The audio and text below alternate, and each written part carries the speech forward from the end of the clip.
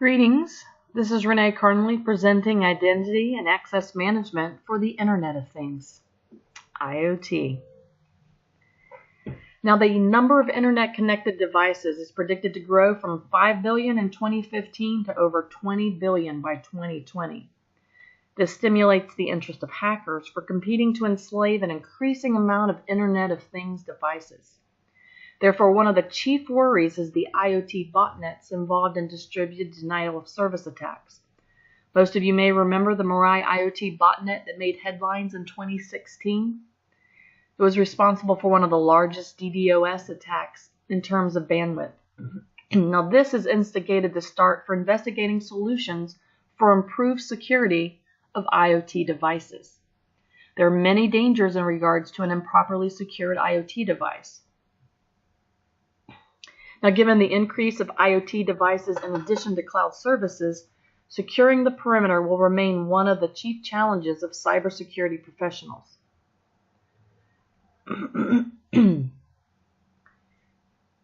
Now, industry standards require that we deploy a stronger identification, authentication, and authorization, which is driving demand for trusted digital identities.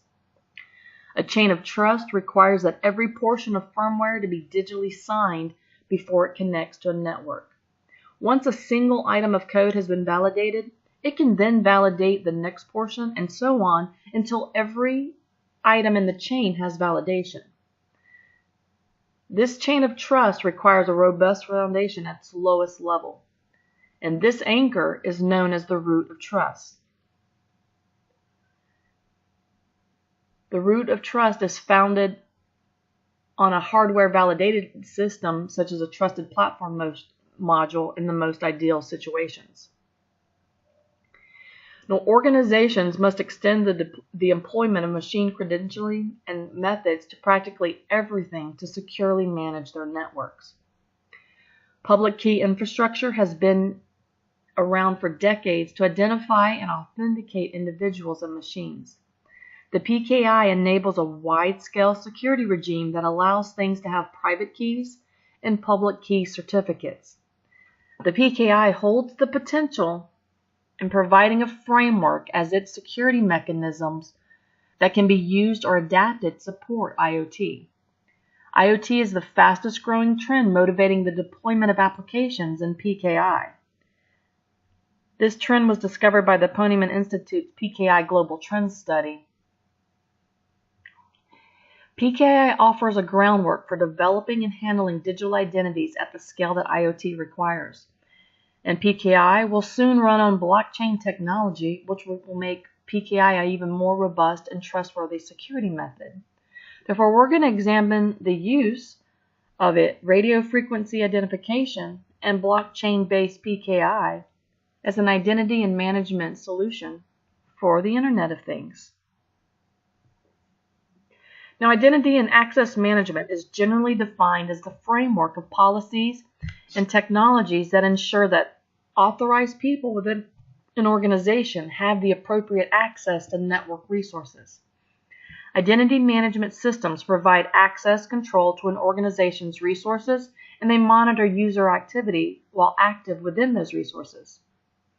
This is done through rules and policies requiring login passwords, defining user privileges, and governing user accounts. Authentication contributes information as to the identity of a user. If I tell you I'm Renee, how do you know I'm really Renee? The authentication mechanism within an IAM assures you that Renee is Renee. Now, authorization ensures that Renee only has access to the services and resources into which you want to allow me to. So that I can only see the data, or I can only use resources and services that you want me to. And identity management is the overall system that manages the establishment of this digital identification. So this system manages the digital identification of a user, as well as their passwords, their tokens, and other methods of identifications.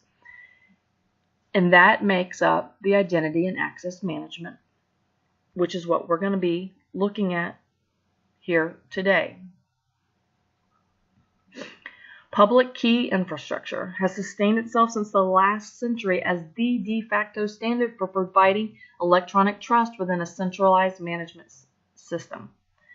So the system as it currently exists is centralized, and it relies on a public and private key pair that depends upon a chain of trust among certificate authorities. Now, a public key certificate is issued as the public component of these key pairs and are often associated with a smart card. These CAs are the third-party servers providing the certification path to authentication. Path validation and path construction are essential to the proper management of trust within PKI. It relies upon path validation and path construction. Now, path validation relies upon a validation authority, which is a trusted server providing a means of verifying the validity of a digital certificate. So when Renee presents her smart card that says, "Hey, I'm Renee," the validation authority is the trusting entity which sends a certificate to the VA server that validates that my public key certificate is Renee. And so this process typically occurs on the client side, and it requires the use of software which supports the protocols and algorithms that identify me as me. And an organization's use of a VA, in addition to establishing policies, provide confidence that Renee is Renee. Now, the path construction, that's the process of building a CA certification path. And the construction of this path is generally more difficult than the path validation. And these paths are defined and built upon the X509 PKI standard. Now, the path construction typically begins with a root CA that generates its own self-signed certificate.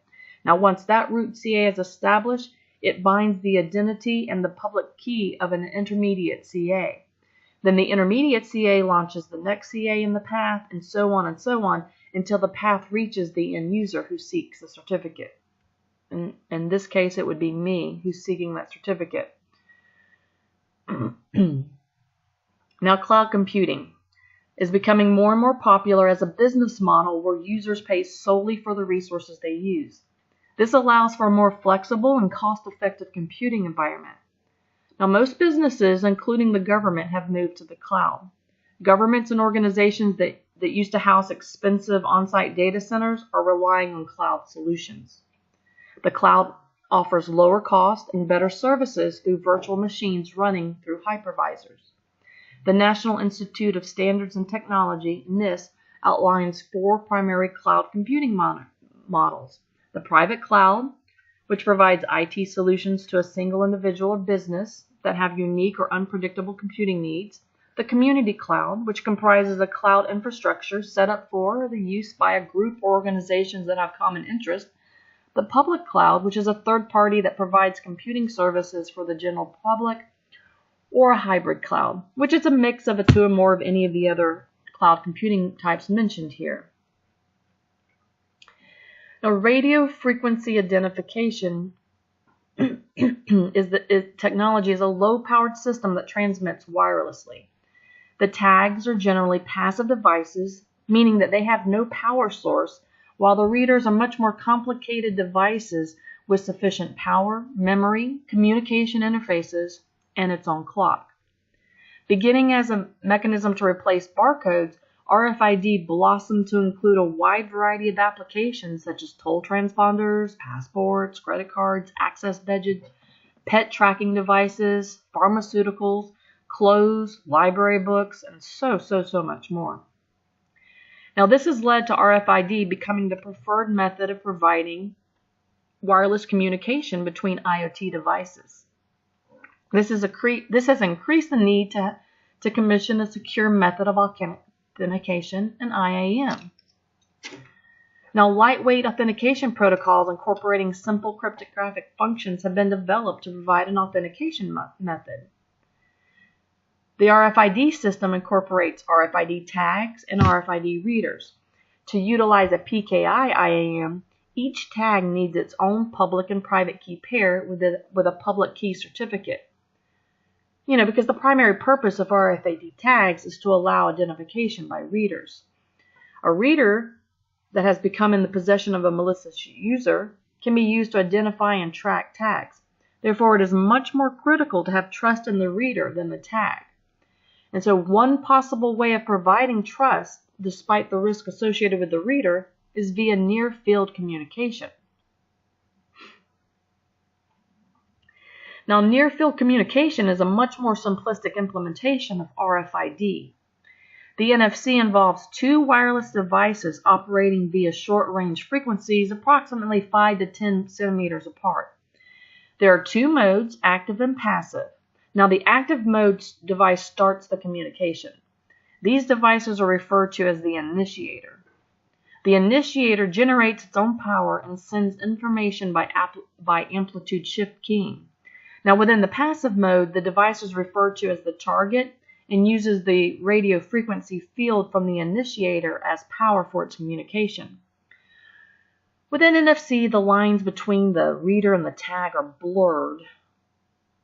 For example, an NFC-enabled smartphone can switch between being a reader and being a tag. So while sending, the smartphone acts as the tag, and while receiving, it acts as the reader. So a cryptographic challenge response protocol based upon PKI has been developed for protecting NFC tags from attacks. And this proposed framework consists of using symmetric cryptography. To enhance the security, a secure protocol is presented within the NFC chip. The intent is to add an extra layer of security within NFC-enabled systems by incorporating a data information processing unit. It's basically the security protocol inside of a processing stack. This stack consists of a handshaking scheme, a certificate verification, signature verification, and an alert mechanism. The process begins by the handshaking scheme asking for the certificate. If the certificate and the signature match, the data is stored for further processing. If at any time there is an error, the data is discarded and an alert message is transmitted. Now, this NFC system was tested and found to adequately protect against tag manipulation and tag insertion. Researchers have also discovered an asymmetric cryptography NFC solution. Now, it's called cryptographic protected tags, and it utilizes elliptic curve cryptography, also called ECC. The asymmetric solutions, such as ECC, are complex to implement and are often inefficient.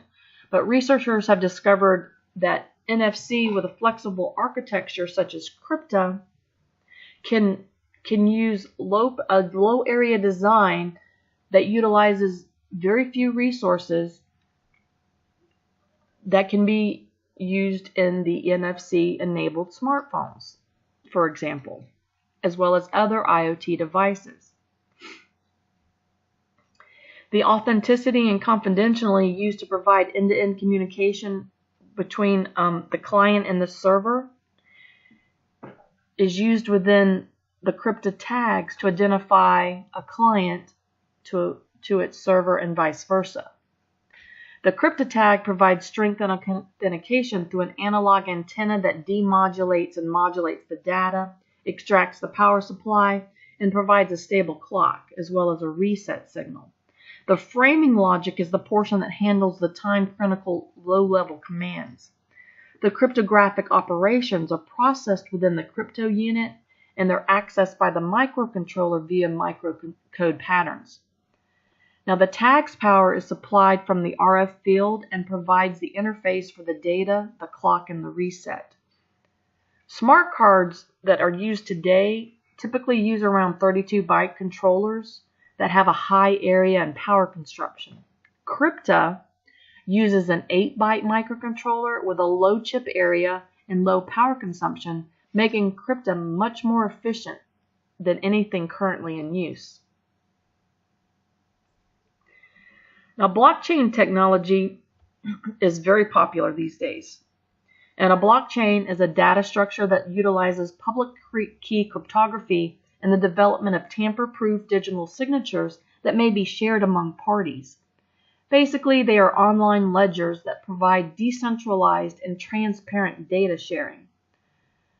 As most of you know, blockchains are the technology behind Bitcoins that have been successfully used in e-commerce. And blockchains rely on cryptographic proof instead of trust, negating the use of a trusted third party, which allows anonymity in online transactions. Therefore, in order for us to effectively implement blockchain within an identity and access management system, we're going to have to establish trust to instantiate security measures against interference, breach, and eavesdropping. So, a considerable vulnerability to IoT applications and platforms as they exist today is their dependence upon a centralized cloud. PKI in its current form is centralized, relying on trusted third parties. Decentralizing and incorporating blockchain provides us the means of overcoming several of the problems linked with the centralized cloud approach. Providence and other startups are already using blockchain to promote trust in product transactions from the source to the customer. Now, Filament is a blockchain IoT solutions provider that has introduced wireless sensors called taps. And these allow communications with computers, phones, or tablets within about 10 miles of each other. And taps are connected in a decentralized system using autonomous smart contracts that are blockchain-based, allowing IoT devices to communicate securely and exchange data safely.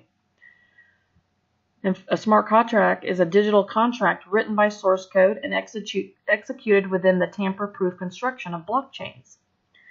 Now, blockchains can cryptographically sign transaction and verify the originator's cryptographic signature to guarantee a message origin.